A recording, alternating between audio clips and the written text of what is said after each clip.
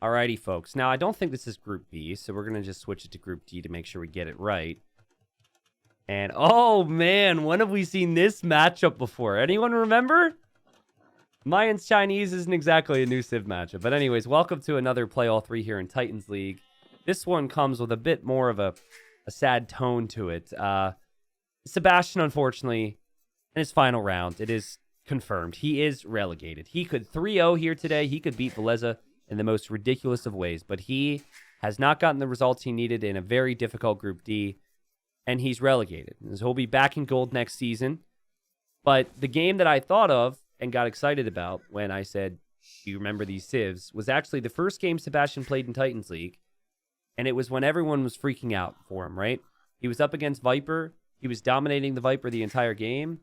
And then Viper had a miraculous comeback. And then sadly for Sato, he got 3-0'd in that series. Or not Sato, sorry, Sebastian. He got 3-0'd in that series. And then he got 3-0'd in the series after that. And then we fast forward all the way to this series. This is his final Play All 3. He has 2 wins and 10 losses in a group that is super competitive with big names. Villese on the other side, obviously he's going to be feeling less pressure, right? Because he is up against the weakest player in the group. But this is his final round, and he has 7 wins. And if he were to win 3-0 here, he would pretty much... Well, it would be close to confirming that he'd be second place. I think it would still depend how things would play out with Sato, who has to play Tato, and then has to play Barles, and then how things pan out, obviously, on Tato's side. There's a lot of different factors here in the group. It is a really interesting group, though, because Viper's confirmed for first, but second through fifth, there's a range, guys. Like, Villese is I think, he's going to be second or third regardless, but Tato could end up in a range of, like, second or fifth. Barles could be like fifth or third, and then Sato could also be with this crazy range too. So like this group is gonna have a big name go out, right? Because Sebastian's down. Maybe you lean towards Barles to be the next player that's relegated, but we don't know that. It could be Tato, and it could be Sato. Anyways, Mayans Chinese is a really meta matchup. And what Sebastian had done against the Viper was he went for Drush. So he had gone for an early barracks. How many wins does Viper have? Viper has 11 wins. Which, at this point, it is not possible for anyone to pass him. I think it's possible for someone to tie him. Like, I think Sato has 5 wins with 2 rounds, so he could win 3-0, 3-0. But Viper would win on the tiebreak, as far as I'm aware. So Viper will be first. And it would have been quite interesting, actually, because it looked like Viper was going to be first in the group the entire time. And then there was a chance that Villese could have 3-0'd him. Villese beat him 2-1. And Viper didn't let it slip in the final moments, though. Great action here from Sebastian. And he is going to go for the Drush. So he is going to go for the Dark Age Militia Rush. And he's got the barracks up behind some walls, too. And if he gets the walls down, it's a pretty good map. He'll have 2 golds in the back of his base. It's just this massive hill just feels like so important in this game. This gold's also interesting, right? You've got a massive hill over here. I have really enjoyed the amount of times we've seen players see an important hill and control it throughout these games in Titans League. It doesn't feel like you have these large scaling hills that span out across the map and normal... I don't want to say normal Arabias, because I guess it depends what your normal is, but let's just say ladder Arabia, or a lot of other tournament versions haven't done this. I actually want to experiment with this more. I didn't want to go too crazy with it for Titans League, because I want it to be competitive, but I kind of want to experiment with even like crazier hills. And players might have to get away from the whole, let's go 3 town centers every game play style and play a bit more aggressive in the mid game. Or even in Feudal Age, right? Great quick walling there from Villese. Because he kind of saw this last minute, but he hasn't quick walled here. And if it was a scout into militia, it'd be less effective. But an eagle into militia, because that eagle has 4 attack, it can end up making the difference. But Villese confidently microing here. Now, what we don't look at, what I don't show, is the eco behind this. And that's what makes this build so clean for Sebastian. Look at this. Boop! He's going to click up. So 0 seconds of TC idle time from him. He's applied pressure. He didn't kill anything. But Villese might have wanted to go for the second lumber camp. He can't conveniently do that now. And he might actually just stay on one for the time being and go out here and get some hunt. Uh-oh, but there's Villese's scout. There's actually wolves here. That's kind of interesting. That could be really bad, actually, for Sebastian. What's up with that? Those wolves. What are the chances of that? Dang, man. Well, I think Villese is going to stop the walls anyways. He's just waiting here with his scout.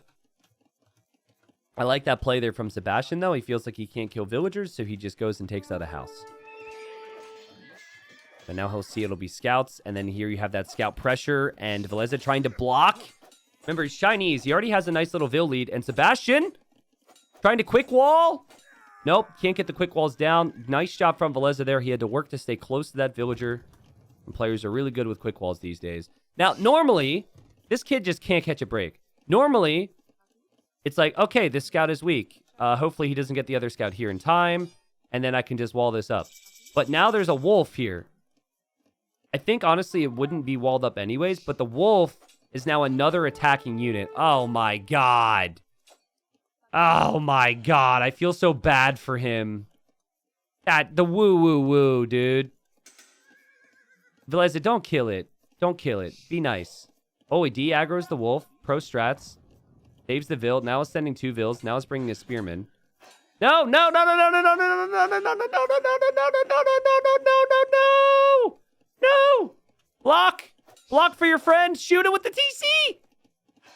No! And there's another wall! Oh, God.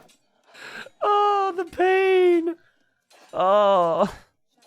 I mean, credit to Villese, man. Credit to Villese for doing everything he's done in this game. He defended from the drush. And he's abused the fact that Sebastian's trying to wall up. And gone for the scouts and rushed over here really fast. But, oh, man. Woo, woo, woo. Oh, what a frustrating moment here for poor Sebastian. Guys, how many people are Parks and Rec fans? Because, see, my issue is I don't know if it's going to get a copyright strike. But if you've ever watched the show Parks and Rec, there's a song that I was... As a joke, I love Sebastian to death. I mean, no disrespect here, obviously. But there's a song from Parks and Rec that I feel I kind of want to play at the conclusion of the series today. We know that Sebastian is going to be relegated. Yeah. Bye, little Sebastian. See you in season 4 if you... qualify for it after doing well in gold, which you probably will. Just a new lyric. If you've never heard that song is it is a song about a I gotta get this right. It's like a pony, right? But like the whole town worships Sebastian, is in love with Sebastian. Anyways, good start for Villese here. He's gonna have skirms. He's also bringing villagers forward, which is odd. Like, I feel like this calls for a tower, but also the fact that it's looping this way tells me that maybe it was just a weird pathing thing. Like, they had the berries here, and he told them to go somewhere afterwards, and they went that way instead of this way. It's a miniature horde. Yeah, it's true. It's a miniature horde. That's true. Sorry, they're very clear about that in the show. I think they would murder me in Pawnee for getting that wrong. Sorry, guys. I'm not the biggest Parks and Rec fan, okay? I didn't say I was a super fan. I've watched it. Resources looking pretty good for Sebastian to go up to the next stage. And he's still making archers. There's another wolf attacking him. I mean, just classic, right? Just classic. The skirms are out and about. A couple archers in the mix, or one archer in the mix for Villese. Villese does lose the scout there. Looks like the wolf is going to end up going down. Or sorry, not the wolf. Actually, yeah, just let the wolf kill it. There you go. That's going to be another woo-woo-woo. And wolf gets that kill. And Sebastian kills an archer and loses the eagle in the process. Losing 2 villagers wasn't actually that bad for him, right? I mean, okay, it wasn't great, but look at how he's been able to build up here. Imagine if he didn't lose those villagers. That wall timing was crucial for him. So it was crucial for Villese, obviously, to get in there and deny it. Villese with the gold in the back will be sitting pretty. Will be slowly walling up and is hoping to apply some pressure here. But this is the exact same thing that Sebastian had done when up against the Viper. He's just a little late with his blacksmith here. So he's a little delayed with clicking up, but he will click up now. So KD looks awkward for you if you just now joined and didn't realize that the Wolves got 2 kills. So Gaia with half the amount of kills as Sebastian so far in this game. And good little micro here from Sebastian. He will play towards crossbow. I want to see if Villese realizes this. Yeah, he sees the range. That's important. So now he knows that he can continue to go range units as well. But man, what a sick build order, honestly. This is a really clean build. I got to look at this. I remember Vinchester also had some pretty crazy build orders. Like I think Vinch was honestly the one who had started it. He started the 2 militia drush thing over a year ago now. But Vinchester in Titans League Season 1, there were various instances where he did 2 militia into the full drush, into this crazy Castle Age timing. But this is Castle Age timing with archer numbers. I think that's a big thing to talk about here. It's not like he's just getting to Castle Age faster. No, he's producing army. He's going to have 15 archers to upgrade. And Villese is trying to do something, but hasn't really tracked these archers. And these archers will be upgraded. Now, I wonder what the scouting looks like for Sebastian. That's pretty good. Do you loop around maybe and try and hit the golds? I think if you know that this wood line could be taken, you can kind of start there and move your way to the golds. All right. This is good annoying work here from Villese. I did actually kill an archer there. Crossbow not been clicked yet, actually. Or maybe it has been clicked, but it's queued up behind an archer. Yep, it's queued up behind an archer. Villese doesn't see anything yet. He's going Elite Skirm. He's going Bod Canero. There's a window here for Sebastian to just pick a villager or 2. He's got to wait for crossbow, though. I think if you fire before crossbow, you don't get it. And wow, Town Watch came in. Did you see that timing, guys? Oh, man. Villese, that was so good. Town Watch came in, instantly noticed it, probably was looking around, waiting for those archers.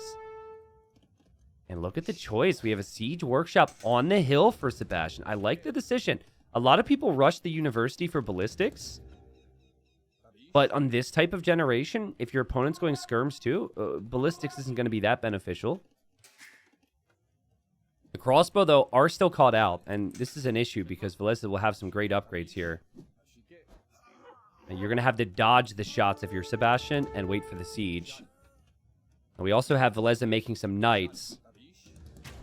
And it's so important for Sebastian to keep his crossbow number alive so he can take out said knights. And wow, he's done a really good job to get here. He hasn't lost much at all.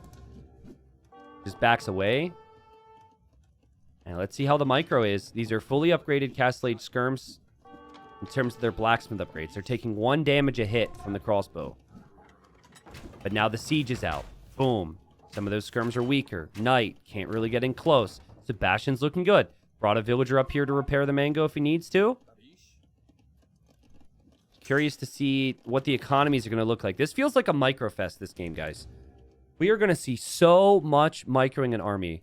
Actually, bad timing. They both added TCs. Well, whatever. They're going to do the same thing, just with some eco behind it. That's why you don't add eco right there. That's why you don't add the eco, because you forget about your units. And great work there from Villese. I like how he's added, instead of just 1 or 2 knights, he's added a couple of them. Also, I like the Monastery edition, too, just to heal up some units. You don't do that in a lot of cases against someone who can't make knights. Add that Monastery, but it does make sense here. And oh, man, this position is just so awkward, right? Because how are you going to pop out with your siege without losing it now? It feels like you're always going to lose your siege if you hop out. Now, some of the skirms are weak from some of the earlier attacks, so that's not horrible.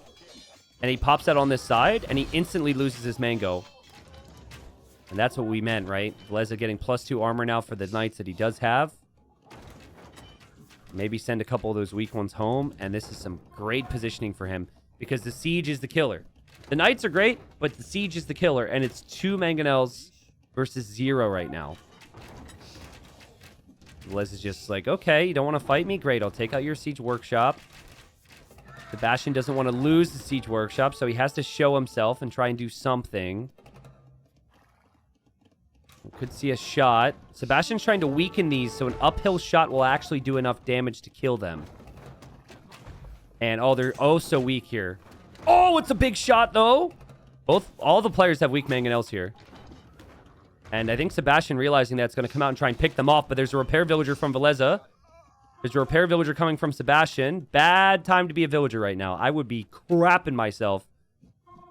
And it's still a really close game. As Sebastian kept his crossbow number high enough, 23 to 22 at the KD. 2 of those kills were against wolves. There's no more wolves in the middle, so he's feeling real good. Split micro. Double split, actually. Splits directly back into the shot. That shot also doesn't look good. That also doesn't look good. That also doesn't look good. This is looking really bad. And suddenly things are looking worse for him. And boom! Another big shot. Pain. Pain for Sebastian. And Villese just pushes him right back. That's some beautiful Age of Empires right here. Sebastian's good with crossbows, so he's going to continue to make crossbows. Shocker. Boom. Big shot from Villese. It's just a worrying sign, right? Your siege workshop's so weak. You're still committed to crossbows. Your opponent has great siege. Can always add more skirms. Villese plays so clean. We'll be on 3 TCs. And just amazing position right now. And for Sebastian to have a chance, as crazy as what I'm about to say sounds, I wonder if moving around the hill actually makes sense. Like, just give this up for the time being and try and counterattack. Just make it messy. Oh, God. Villese is insane! He sniped that instantly. How is he also macroing off the 3 town centers at the same time? This group, man, just full of killers. Remember, Villese is coming off the back of a 2-1 victory versus Viper. And odds are that Villese is going to be in 2nd or 3rd place. And a lot of that all comes down to his result here. Also, remember, Villese was 2nd place in Titans League Season 1. He beat Viper in the semi, then lost to Vinchester in the crazy final. If you guys never watched Titans League Season 1 final, it's one of the craziest finals you'll ever see. Obviously, just spoiled the winner, but it was like a 3.5-hour slugfest, and we had some insane games. It's actually might be the best final of an event that I've ever hosted. Ever covered? I've covered a lot of great finals, right? Like the Red Bull finals were all pretty crazy. King of the Desert final here or there was pretty crazy. But yeah, in terms of events I've hosted, I think it's got to be up there. And the skirms are here, the monks are here, the mangonel is here, and then this is the spot that Villese just slowly kills you. Slowly kills you off. Just chilling out. Hidden Cup 2. It was on par with Hidden Cup 2's final, yeah. I think Hidden Cup 2 and then TTL Season 1 are probably the best finals of an event that I've ever hosted. Hidden Cup 2 final also had the crazy storylines too, which might put it over the edge for some people. Oh, man. Look at the resources now for Villese. 40 on food versus 19. And Sebastian continues to commit. Like, these ranges have been pumping archers so frequently. And he wants this hill back, man. And he has the potential to do it, but Villese is still holding the position. Villese is going to click up to the Imperial Age. I think if you're going to place a castle anywhere, you probably want the castle here. I know there's no gold. So that makes the decision a bit more interesting. Don't kill your own knight. Okay. But I think a castle here still makes a lot of sense. Because you have resources behind all this. Here comes the counterattack for Sebastian. Villese going to see that now. We'll pull his skirms over. No ballistics yet. There's some siege coming with Sebastian, but not just yet, so he has to wait. Because he will know the skirms have been pulled over. So he knows he's been spotted. More stable upgrades for Villese, as he's also still making skirms. So he just wants to go cav and skirm. Makes sense. And again, he sees this. If he had ballistics, he'd be getting kills. So that's something he needs to get soon. And he's clicked it now. Man, this guy's playing insane Age of Empires 2 right now. Seriously insane.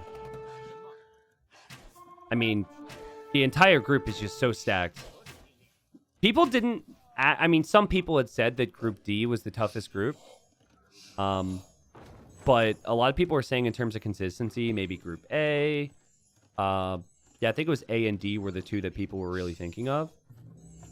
But having watched the groups play out thus far, Group D is certainly the most stacked. Like, I think if Sebastian would have been promoted into another group, he might have 4 or 5 wins coming into this series.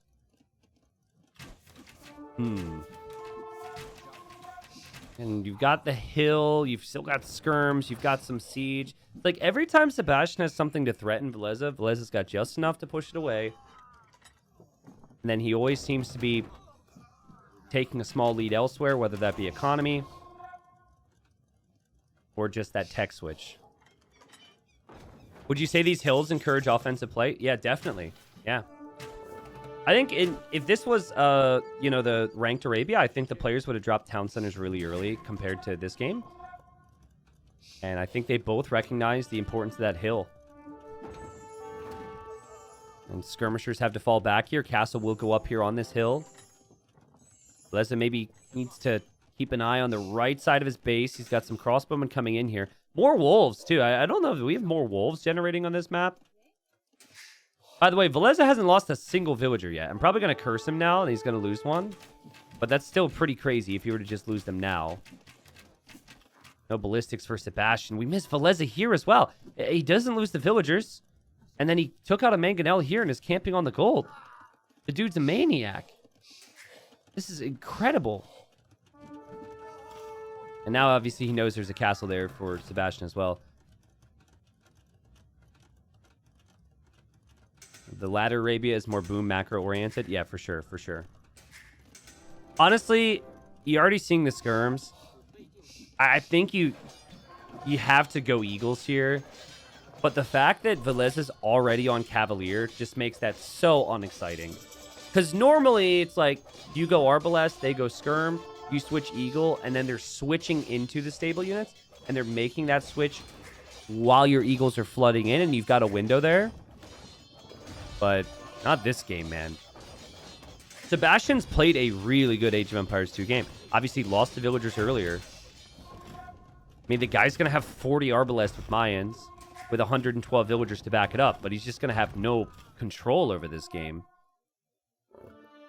Villese will scout all these extra golds, is looking around the map with a couple additional skirmishers. And he's not missing any upgrades. He's going to have fully upgraded units here. It's just wild to me. Normally you're missing Blast Furnace, or you're missing like an armor upgrade or chemistry. It's kind of getting everything here. I hear wolves attacking. That's been the theme of the game. Might have another woo-woo-woo, actually. Yeah. Knowing Villese will probably see that.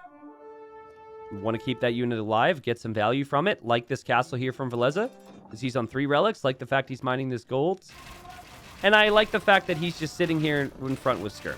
He doesn't even need to engage with the Cavalier. You gladly just take trades here with skirmishers against Arbs.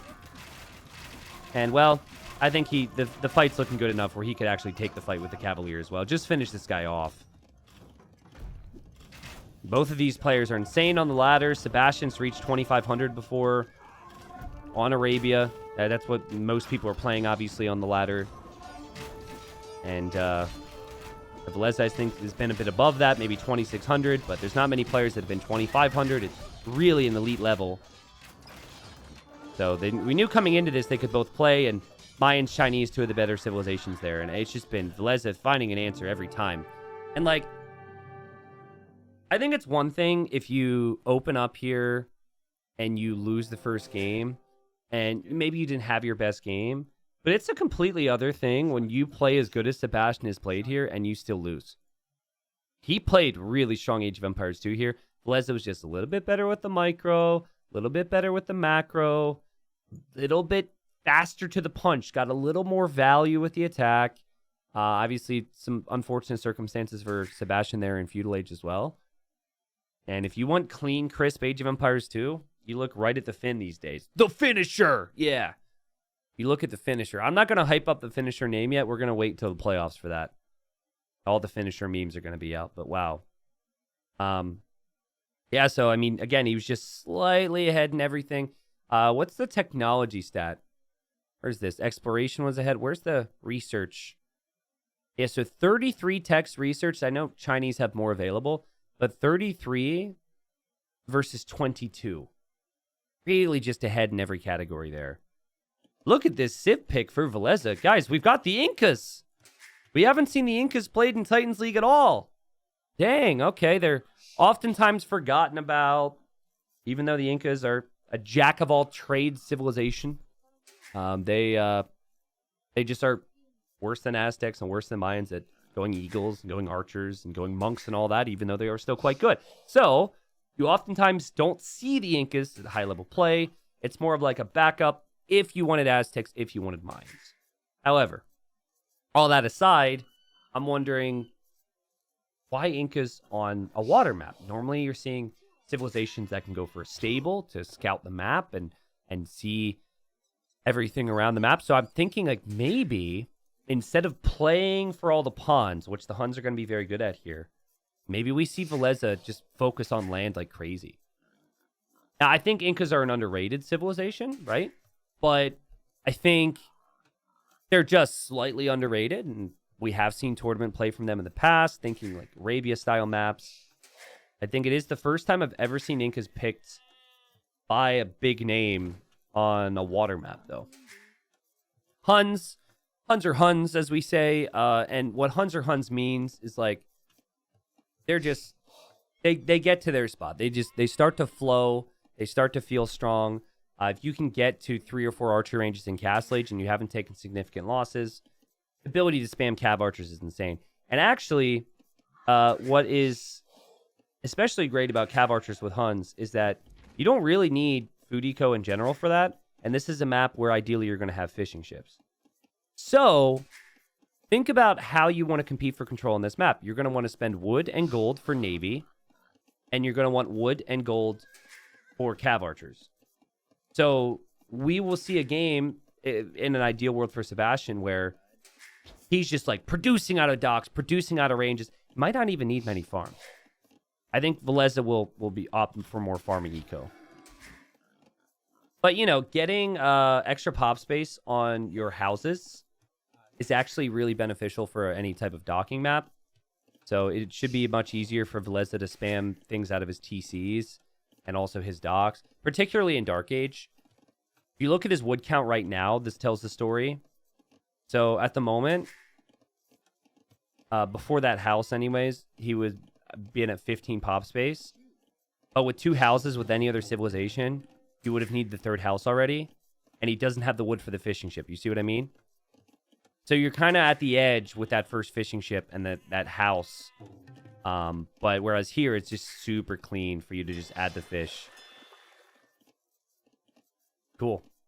T90, tell us what you think about Ink and Vills not getting blacksmith upgrades until Castle, instead of like the old days where you can get them in Feudal.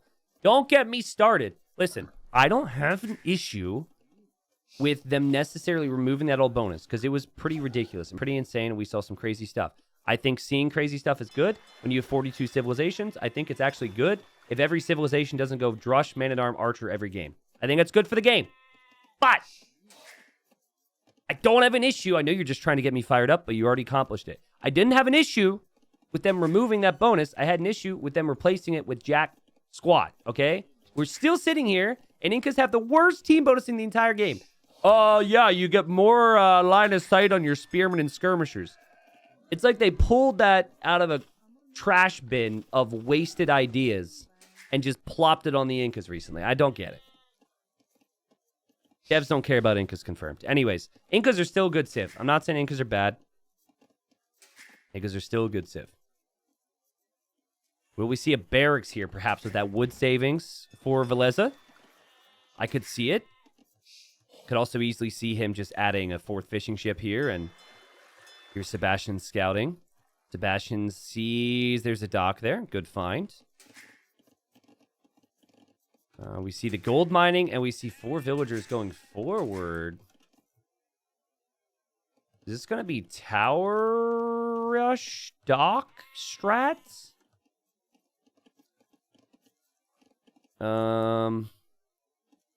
This is blocked off, which he may or may not know based on the pathing. Oh, he's going to go man-at-arm, tower, sneak, dock. Oh, this will be fun. Check this out. Hey, guys. How you doing? Doing good. Wait, we're not in the same team. Oh, this is awkward. All right, so she's like, guess I should go home and tell my friends that people are coming to our base. And yeah, this is going to change this whole game. Sebastian wanted to sneak a villager to the dock on Villese's side. He wanted to try and kill those fishing ships. He's just going to make a house there. And Villese didn't make militia at all. And there's militia now coming out from Sebastian. So I think Villese is like, not what I wanted to plan originally. I think he wanted to make the militia and he forgot, honestly.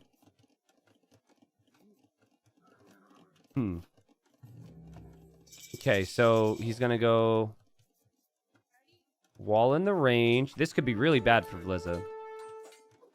Even just losing the eagle isn't great. And again, this is also why I had mentioned, if you pick a civilization that has scouts instead of eagle scouts, it makes a lot more sense on this map. Villese, I think, was trying to run through here, but is going to opt for the tower. That's a really nice tower, though. You can also fully wall it up with a palisade or two. And the bright side for Villese here is that he is making archers faster than Sebastian is. The downside is, of course, is that his units are trapped right now. But I think his villagers could run away freely soon. Sebastian's doing the right thing, guys. This whole time, he's adding fishing ships out of his pond. He is playing this as perfectly as I think you could have asked him in this situation. He's reacted nicely to the forward, but he hasn't forgot fishing at home. This will hurt, and this will be annoying, but you can relocate your woodline if need be. Let's see how the archer micro is, though, because Villese is just so good with that in the previous game. And still no reaction here from Sebastian. What some players will do is they'll actually drop their own tower and just garrison and shoot it down. Yeah, okay, so that's what he's going to do. I was curious on that. Because you just don't want that tower to be there the whole game. And while great micro from Sebastian, still keeping the scout alive, which, as I've stated, is so important on this map. And he will just shoot this down. And again, he's fishing like a madman. Kills a villager, loses the scout for it, but still kills a villager. And units did repath there, but could end up killing more. Villese's mining stone here. So he's just going to recoup the cost of the tower and maybe make a tower at home, but this might not go up. Sebastian sees this. Sebastian could easily kill more villagers here. A quick wall from Villese there, quick wall from Villese here, but now, like, can you even build the tower with all your villagers? Archers and skirms hitting. It's at 60%. He still can't build it. He's going to lose one. He abandons the tower. This is crazy from Sebastian. He's playing so good right now. Took that tower down like it was nothing. No fletching yet for either player. Villese's range, by the way. He's going to try and pick off reinforcements here. Good work from him there. That's something that Sebastian wasn't expecting. But again, we've got 6 fishing ships versus 7. And Villese's wide open at home. Very little access to gold or other resources. Now it makes sense if you're Sebastian to maybe go dock other pawns. It also might actually make some sense to try and sneak to Villese's pawn, because Villese is reacting to you. But things are going so well that he's going to feel the need. He doesn't have to be fancy. He's going to think, oh, I should beat him to Castle Age if this game continues like this. So let's not, go too wild like I just stated. Okay, that was awkward for that one archer. But yeah, 10-2 KD. Villese is in big trouble here. This is an awful position. He shouldn't win this game, right? We've seen crazy comebacks already in Titans League. The way to win this is just pick your spots with the range units that you have and take better fights. But you're not really going to be able to surpass your opponent in numbers, most likely. Not easily, anyways. So not really the biggest fan of the whole Inca choice. Again, Villese maybe felt like I'm a lock for second place or third place or whatever, so let's try it. He did a Byzantines on his draft, which have been chosen many times. I love Byzantines on this map. It is still $40 per victory, by the way, which, you know, for some players maybe isn't as exciting as what it would have been 5 years ago. But, like, as normal as I'm hoping to make that feel for these guys to give them as many opportunities to compete, it's nothing to sneeze at. Like, how many people watching right now get $40 for winning a game in Age of Empires 2? Anybody? I don't get $40 for winning a game in Age of Empires 2. Market can maybe be used here for Sebastian. Try and get up to Castle Age. Again, my biggest surprise, he's got lots of wood. My biggest surprise is he didn't dock the sides. But he's microed like crazy in the middle of the map. So for that reason, it makes some sense. He's even adding scouts now for these skirms. You get $50? Oh, dang. Emu after he beats you. Oh, shoot. The amount of people that have brought up the fact I'm playing Emu in a tourney later today is wild. I think they've all been chatting him up. Some people giving him strats. Other people, I think majority of people would love to see him beat me, actually. For those who don't know, Emu's like a 1700 rated viewer that I'll be playing later in a tourney. Faster Castle Age could do something for Villese here. Especially since Sebastian has sunk himself further into the feudal age by adding the scouts. Here's a dock from Sebastian on this side. There's a dock from Sebastian on this side. He really needs a market, right? With that much gold, you could buy some food and be up. You could have been up to Castle Age a long time ago here. No real scouting on that shoreline, so he doesn't know if Villese is over there. Villese doesn't know if he's over there either, to be fair. And Villese is recovered with the numbers. This range is pretty ineffective right now, but he's still producing from the one at home. And he's going to use the market too. Sometimes you see your opponent has the market and you want to beat them so you get the better prices. I'm not even kidding. Tower defense for Villese. These two villagers have been here a long time. I feel like Sebastian should have checked that. He doesn't see any villagers on stone. That should be crossing his mind. But okay, even Castle Ages. It will probably just be Eagle spam and skirms. But nah, it's just going to be Eagle spam for Villese. I think that's how you win this game, is you just go crazy Eagle Pikeman. Normally, you'd want the second barracks producing already. Then you want the timing on the third barracks to be coming around now. So he's not at the spot where he'd want those numbers. But we'll see. You say $40 doesn't sound like a lot, but Viper has made $400 from group stage alone. That's not nothing. Yeah, $400 from group stage, but then placement prizes, right? You get placement prizes as well for post group stage.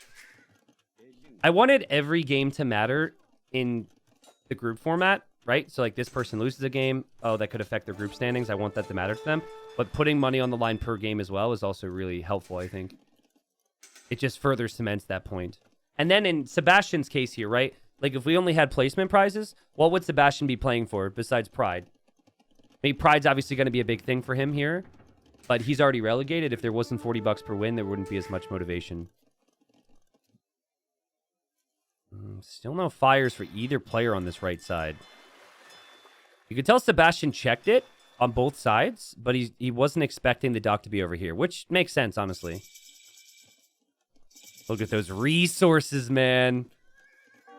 He's adding the third stable, too. We're going to see night production just flying here for Sebastian. Still has some valuable armies here. I mean, this could do something. We got scouts out there, which you'll want if there's going to be any monks, which Villese will normally accompany with this type of push. I would hate to for my opponent to have all this vision in my base. Yeah, Hun stables also produce faster, so this is going to be wild. And what the... Sebastian's underneath the TC. There's only 2 bills in there, and he's attacking the farm. And the TC was attacking that man-at-arm, and he was microing it. Yeah, let's go! Raid the farming eco. Pillage his village. That's epic, man. That is epic. Over here, we have fishing ships going down for Sebastian, which I think we could say is sloppy. And I can honestly say I've never seen what I just saw before underneath that TC. Villese has the better eco KD now. There's a lot of knights out, though. There's a lot of knights. There's still skirms. There's still man-at-arms. You just want to take these fights if you're Sebastian. Take these fights before the monks come up. You see that there's going to be monks here because of the monasteries. Just take as many trades as possible. And do not hesitate to kill the monks. Great work from Villese to save it. But still great work from Sebastian to use the skirms. And even the man-at-arms in here. Just tossing all these random things in. Also, I think with the knight numbers you have right now, I think you start to maybe queue scouts to go for light cap, right? You've got Villese committed on 2 monasteries. I think if you have the food eco for it, and he does, going light cap makes a lot of sense. But for him, it might not matter. If the monks can't pop out without getting killed, it might not matter at all. We have villagers on the wood line going down. The tower has a monk inside of it, as do the monasteries. Feels like when Villese hops out, Sebastian's just going to be ready to kill those monks. Like right here, that should be a dead monk. Bam, dead. These monks as well. They'll probably pop to the left. But, yeah, he's just going to start to take out these monasteries. No real counterattacking for Villese. Okay, there are the monks. 4 monks. Doesn't have Sanctity. I think you just kill him. Yeah, you kill 2. Kill 3. Might not end up getting the 4th. But you're keeping your opponent off of gold. And yeah, this game is over. This game is over. This game could also play its role in giving Villese a 2nd or 3rd place spot, right? This could bump him down after it's all said and done to 3rd place, depending on the results elsewhere in the group. Sebastian's showing what he's capable of, man. Game 1 was super strong from him. Didn't get the win there. In this game, a bit more questionable for Villese more than anything with his strategy, but Sebastian defended from it quite nicely. And then dominated an early Castle Age. That was a great game. I think the biggest takeaway for me is he adapted well, but in doing so, he also added fish, right? He saw the forward was coming, and then he's like, oh, wait a second. I'm not going to use my wood to dock him anymore. Boom, we're going to add like 3 or 4 fishing ships. And that's something Villese didn't do because he was so focused on the front. Because Villese didn't have the man-at-arms, and Sebastian added the man-at-arms. So Sebastian defended well. And also fished well in that pond. You could see almost all the food was actually gone from that, and that brought him a long way. Also had lots of farming eco, too, with pretty good upgrades. I still don't love the Inca pick, especially when you have Byzantines on the draft, but yeah, I'm sure that was not the type of game that Villese was trying to play into. I think things just went wrong for him early. He got countered, and then he was trying to come back ever since. Alrighty, guys. Game 3 in this play all 3. Sebastian playing as the Turks. Let's go. And then we have Villese playing as the Bengalis. When's the last time we saw Turks versus Bengalis? We've seen it a few times. I remember the crazy game in Group C between Dark and Draken. A crazy all-in castle push with Janissaries. Dark fast imped, fell back into his base, somehow escaped, and then ended up going elephants. That was really cool. There's probably other instances as well. A lot of the games run together for me. Both players have very safe back golds and very exposed forward stones, actually. But you don't always know that it's going to be situated like that. Chris says, do you do a loser's bracket for 3rd and 4th? No. It's all based on the amount of wins. So just to go over how the positions work. So first place gets a bye into the quarterfinals. So first place of every group goes directly to a quarterfinal. Second place of every group plays a 3rd place from another group. So let's say it's actually on Liquipedia already. It's pre-established, but I think it's like Group A's 2nd place plays Group D's 3rd place, for example. And then obviously, Group A's 3rd place plays maybe like Group B's 2nd place. They have first place get by to quarters. You have 2s versus 3s, and winners of those go into those quarterfinals against the first seeds from the groups. And then 4th place in each group just stays alive for the next season. So they don't move on to the playoffs. They're simply just not relegated. And then 5th and 6th position. So Sebastian will be in 6th position here. He gets relegated down to gold for the next season. But we had some wild instances, and I mean, it's only going to get crazier in theory, where players have saved themselves in the last moments. Like yesterday, Miguel, he needed to win 3 overs Ganji or he was relegated. And he won 3 overs Ganji, and he's confirmed to be 3rd or 4th place now, dependent on other results. Had to clutch it with the 3-0 against a player who had way more wins than him, and he did it. Crazy stuff. Sebastian, unfortunately, just like the one clear case, just doesn't really have a statistical chance. But I think what has made Group D complicated is Sato is not playing like a player who was promoted out of Gold League. Like, Sato looks like a top 16 player. And so that's why you had Viper, Villese, Tato, Sato, and then Barles and Sebastian. And right now, it seems like Barles is really going to need a good result against Sato to be able to escape the same fate as Sebastian and being relegated down to gold. So yeah, we'll see. Miguel getting that 3-0 puts Capwatch at a very high chance of being relegated. Yeah, it absolutely does. It is dependent on Ganji and Kingston's series, and I think that's the series that pretty much makes a difference. Because Kingston... Actually, Kingston might still already be relegated. I don't know. I'd have to think it through. I have to look at that data again.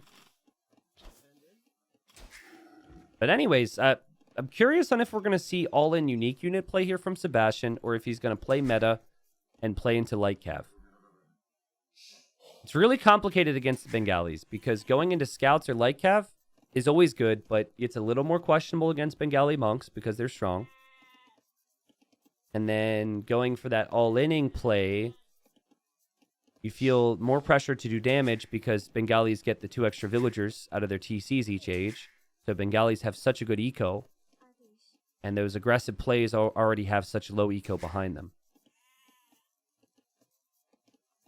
Are you going to stream the games against Emu? Yeah. I'll be streaming my tournament games, which will be in... I think I said 8 p.m. Eastern, so I know a lot of you guys might not be able to be up for it, but it's in like 6.5 hours. I'm not going to stream the entire time leading up towards that unless these sets are crazy long. So I'll probably take a break and come back, but yeah. Kingston needs 5 wins from 6 remaining games versus Ganji and Jordan. Yeah, but I'm struggling to see a world where Capwatch isn't relegated, because even if Kingston ends up getting those wins to stay alive, he goes down, like Capwatch goes down anyways, right?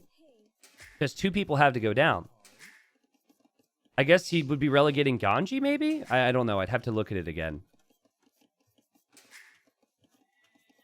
But right now, it looks like more of the eco-style, light cav play for Sebastian. Nothing all in. And then for Villese, I think he's going to compete for relic control, but this is going to be an eco game for him as well. Think Turks have to go all in because Bengalis just crushed them late game with elephants. Yeah, elephants are pretty insane. I think either of their elephants, right?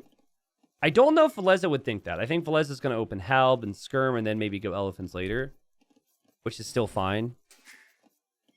But yeah, not having Halb and not having Elite Skirm could be a big problem against those elephants. It is also possible if Villese just plays like other people play and just make a bunch of trash units and just hope that they win the long term. Kingston beating Ganji 3-0 is what would save Capwatch, assuming Kingston doesn't beat Jordan as well. Okay. So there's still a chance, basically. I think odds are, because Kingston hasn't looked as sharp, that Capwatch and Kingston will probably be the 2 relegated in that group, but we don't really know. In this group, Sato is to play twice, and he plays Tato and Barles, which is crazy.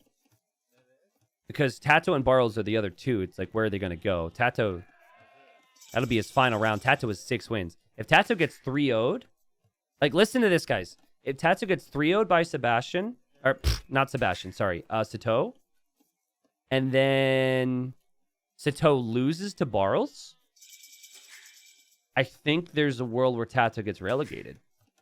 I think. Tato being relegated would be crazy. Just crazy, crazy stuff.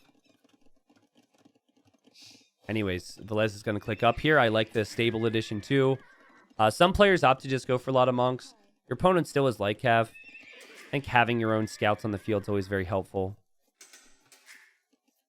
And it'll be fast castle for both, as we all expected. And we'll have 2 additional villagers for Villese, as we all expected.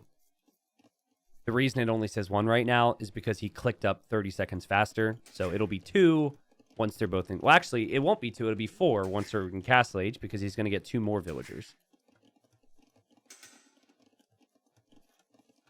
Is that really a strategy? Make a bunch of trash units and hope they win in the long run. Yeah, I know that sounds... I know that doesn't sound very convincing, but because the Bengali eco is so good, that has been something we've seen a lot. Like trash and monks, yes. But like remember, I think Viper versus Hera and Warlords. If you watch the Warlords final, go back and watch how Viper played that with the Bohemians. Or sorry, Bengalis. God, it's so... most of the good arena civs start with B.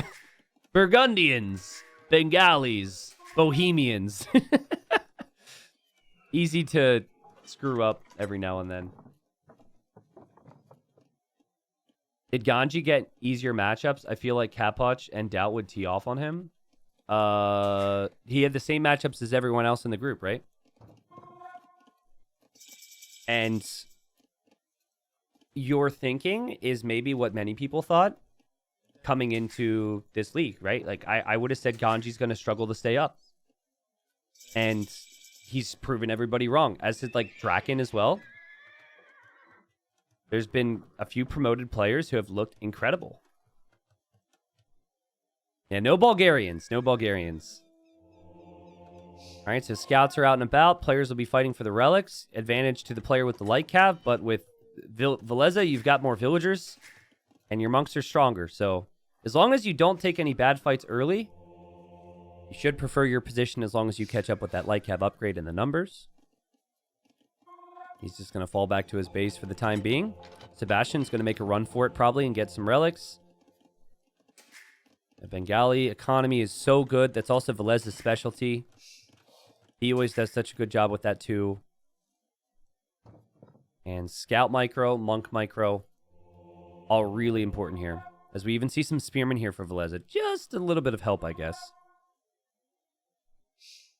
T90, have you seen the video Viper once made defending Malay as the best arena civ? I've never seen the video. I've heard Viper discuss it, and I know why Malay were strong. But he also probably made that prior to certain civs existing. If you look at the date on that video and then you look at the date of certain expansions, you'll be like, oh, okay, makes sense. But maybe he made it recently. He doesn't play them either. But Malay were honestly one of the best arena civilizations for a long time. And then, I mean, Turks was one of them as well. But then Bengalis and Burgundians and Poles and Bohemians were introduced. So it's arena especially is like age of expansions.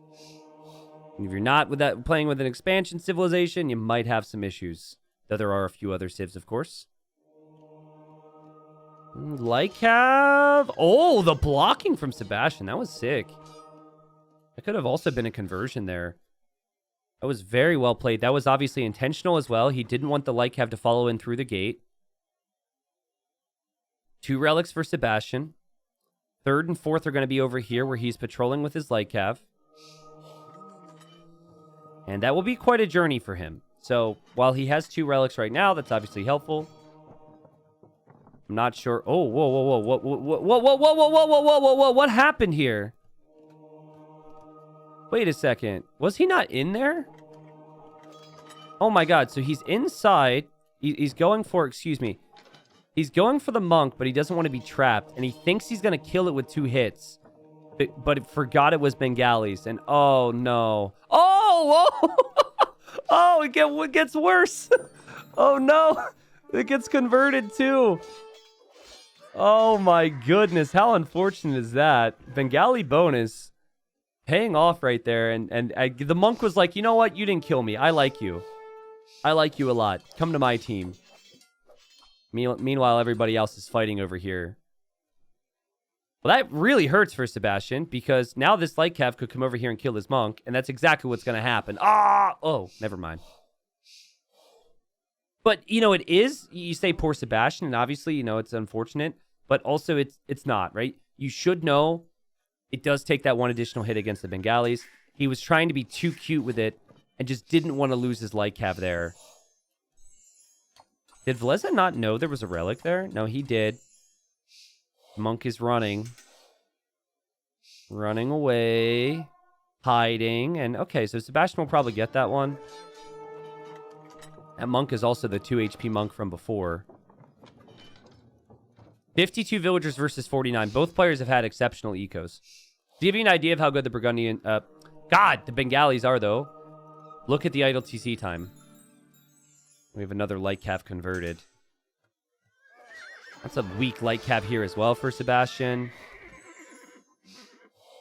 And quite a bit of force here for Villese. I wonder if he's going to consider some middle aggression before Imp because of that.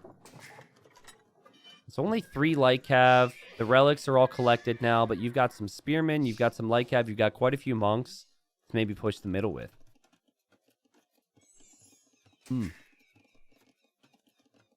What's the name of this game? Age of Empires 2, my friend. Best game in existence.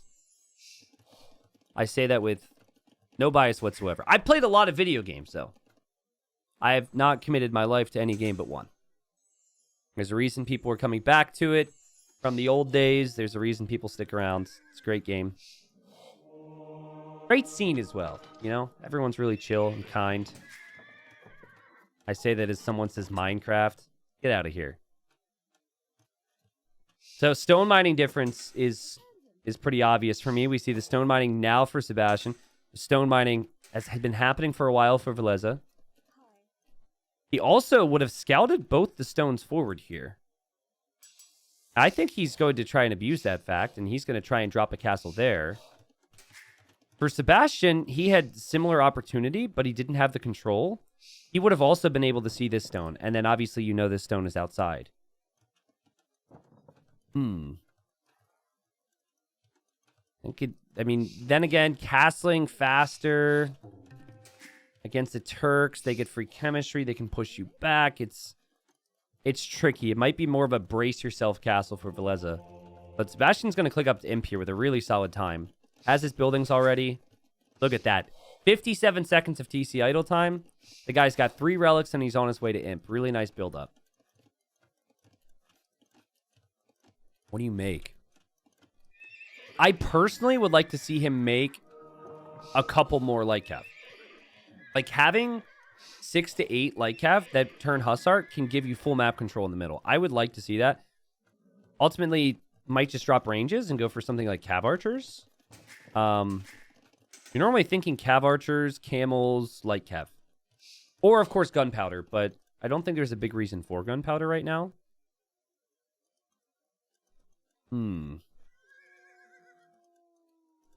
Try getting into custom public lobbies and you'll know how chill everyone is. Yeah, there's something about, especially scenarios where people can be real weird. A bit more like other people on the internet, I guess, right? What is behind there? Okay, that's been bothering me. It's a light cav. Villese had lost sight of it, apparently. Yeah, he's going to go cav archers. But why don't you have... No, he's going to go hand cannons. Yeah, he's getting armor before fletching. He's going to try hand cannons. I think he's been thinking and trying to decide on what he does. He doesn't really know what Villese is going for. Villese is going to have a massive vill lead. He's on 4 TCs. He already has the villager lead, but when he makes it to the next stage, he gets 8 more villagers then. Pretty wild.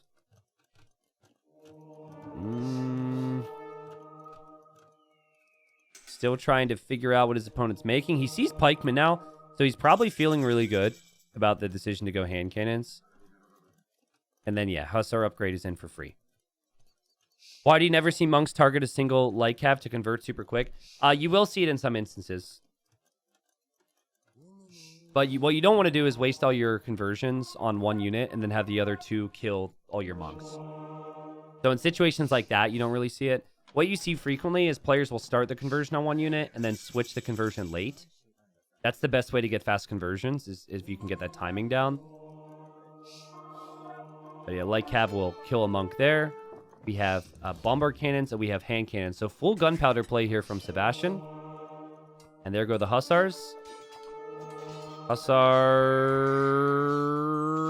Man, these monks are strong. Hussars end up killing two of the monks, though. No, one of the monks, excuse me. And I think this is the first time Villese sees what Sebastian's opening with an imp. I don't think he knew prior to this. Elephant Archer seems good, guys, but we did see an example earlier where it's just so expensive. Oh, God. Oh, God. Oh, my God. Oh, my God. Okay, the castle killed 3 units. It's painful. What do you think? Do you take the relics here, guys? He's taking the relics. I actually don't think that's smart. I think you got to go for the castle. But I don't know. I kind of like it too, you know? It is less gold income for your opponent. But it also gives them the idea to move it real quick if they have a chance.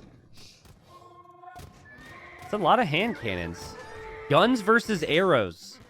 Look how tiny the dudes are on top of these elephants. Like, that gun should beat that. Look at that. They don't even have a shirt on.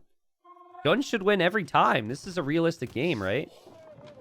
The nice thing about hand cannons is they actually do a lot of damage output.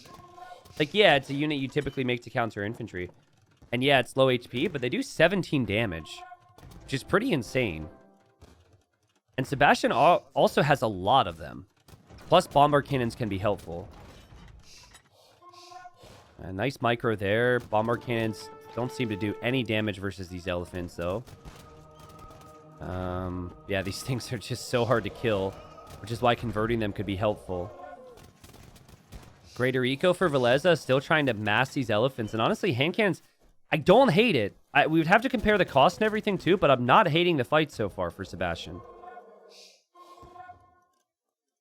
We have Hakes now that will mean faster attack speed for these elephants, but I'd like to see artillery right now if you're Sebastian. And I'd like to see you push the castle. And I'd like to see Hussar, man. Get a meat shield out there. You have the food for it. Maybe drop a couple stables. Get a couple upgrades there. I also feel a little dirty when I hear the elephants screaming in pain as they die. You know what I mean? I don't feel bad when a human dies. They're like, oh. Actually, that sounds like my camel. That sounds like my camel noise. What? Camel noise. Oh. Human dying. Oh. There we go. It's pretty much the same thing. Anyways, I always feel bad listening to elephant die. You know, human die, it's like, whatever. I've heard they chose this life. They chose this war. But did the elephant really choose it? I don't know. 14 range on these cannons now. There's a lot of them. Plus, there's monks to get conversions. And this is, I think, a really good fight for Sebastian. I believe so. It's just so weird looking at fights with these elephant archers. Really hard to gauge. I guess they are killing a lot as well. They're holding, and there are also trebs here from Villese. But will the trebs be there much longer if the artillery bombard cannons get here? And look at that food count from Sebastian. Boom! Nope, didn't get it. Still killing a lot of elephants. Now, you don't want to lose your bombard cannons. You almost need to loop to the side here. Bam. Yeah, loop to the side and snipe those trebs. He needs to pull more villagers to repair this if he wants to keep this castle up. It feels like if he keeps the castle up, he's in a great spot here. I love the fact he pulled those vills, guys. That was a great decision because he wouldn't have gotten this otherwise. You have to take out those trebs here, Sebastian. And he takes one. He's going to take two. The elephants keep diving. These elephants are insane. They're so, it's so tanky. It's so comical. But hey, I mean, 30 hand cannons is doing something. Kind of? I can't tell. I want to know the army value lost. Because now I was looking, it was 5,000 army value versus 3,000 before. Now it's 4,000 versus 3,500. So that's the cost of the armies. That's what that is. And the percentage is the gold cost attached to it. Now, a lot of that value is the bombard cannons for Sebastian. But he just can't hit these freaking elephants, man. These elephants are insane. They're standing underneath the castle. Granted, I mean, the castle doesn't have any upgrades. I feel like some upgrades would always be valuable here. But this is unbelievable, man. Elephants don't care. Elephants don't give a crap. Villagers are also attacking the elephants for a second there. Now, Sebastian was making a tech switch into, I guess, camels. That's what he's been doing this whole time.